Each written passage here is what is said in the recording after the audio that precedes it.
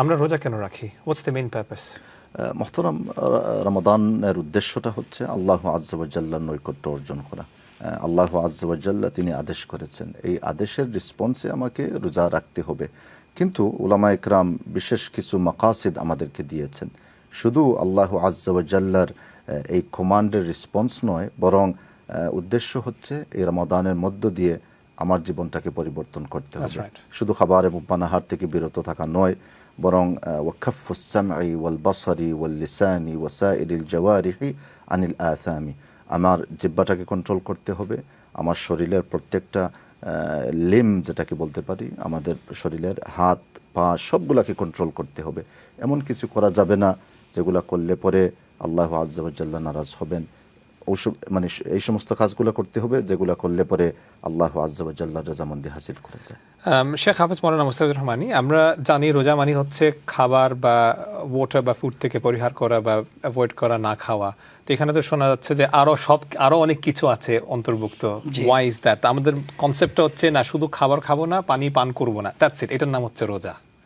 আচ্ছা, আপনি গুরুত্বপূর্ণ বিষয় বলেছেন এবং আমাদের শেখও চমৎকার করে বলেছেন। আমি একটি হাদিস কোট করতে যাচ্ছি। রাসূল আকরাম সাল্লাল্লাহু আলাইহি ওয়াসাল্লাম বলেছেন, রুব্বা সাইমিন লাইসা মিন সিয়ামিহি ইল্লাল জু। কিছু রোজাদার আছে যাদের রোজাটা আলটিমেটলি আল্লাহর কাছ থেকে কোনো প্রতিদানের জন্য রাখা হয় না। এই মানুষগুলো শুধুই অভুক্ত থাকে, শুধুই অনাহারে থাকে, শুধুই খাদ্যকে বর্জন করে, কিন্তু সে তার জবানটাকে নিয়ন্ত্রণ করতে পারলো না।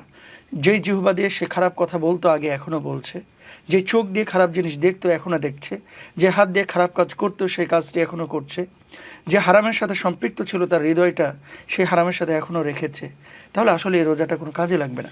এজন্য আমাদের প্রত্যেক ভাই এবং বোন যারা আমাদেরকে দেখছেন, সম্মানিত শেখ সুন্দর করে বলেছেন, আমরা রোজা রাখবো শুধুমাত্র অনাহারে বা অভুক্ত থাকবো, বিষয়টা এরকম না। আমার মনোজগৎ, আমার হৃদয় জগৎ, আমি স্পিরিচুয়ালি, ফিজিক্যালি, মেন্টালিটি, আমার মেন্টালি এবং সাইকোলজিক্যালি, তারপর ফাইন্যান্সিয়ালি সব কিছু নিয়ন্ত্রণ করি যদি আমি আমার এই রমাদান মাসটাকে কাজে লাগাতে পারি, তাহলে আল্লাহ সুবহানাহু ওয়া তাআলা গুফিরা লাহু মা তাকাদ্দামা মিন যামবি, আমার পূর্বের গুনাহগুলো মাফ করবেন ইনশাআল্লাহ তাআলা। ইনশাআল্লাহ তাআলা। তার মানে কিছু প্ল্যান এবং প্রিপারেশনের বিষয় আছে। এবং তো রমাদান মাস হচ্ছে ট্রেনিং গ্রাউন্ড, যেখানে আমরা এই মাসটাকে যদি প্রপারলি মানে আমরা আমল করতে পারি, তাহলে next 11 months becomes easier for us until the next Ramadan, and that should be our aim and objective.